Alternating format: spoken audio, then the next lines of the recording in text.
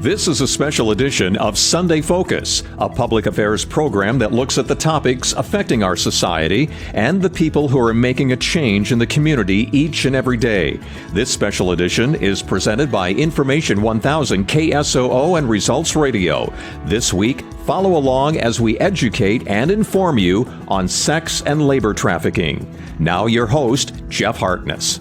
Avera Healthcare Director of Public Policy, Danielle Hammond, Children's Inn Executive Director Amy Carter, and Melissa, a sex trafficking survivor. Becky, let's start with the different layers involved. We've spent a lot of time in this series so far talking about law enforcement. We've talked about the court system, but there is so much more of a support system that has happened fairly recently in this trafficking process that is so crucial. Yeah, in the last few years, the community has responded. The states and the community has responded. And this is not just a call to freedom issue. This is a community issue. And we have developed great partnerships with organizations that you'll hear from today, from Children's Inn, Avera Hospital. You heard from Keystone.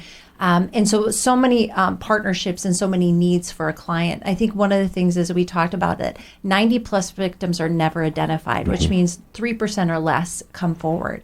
And so that's so important for first responders to get educated so that they know how to identify, ask the questions, and help victims identify themselves. And so then that's when the process begins. You identify, you want that help, and you want that support. And the needs of a trafficking victim are so complex.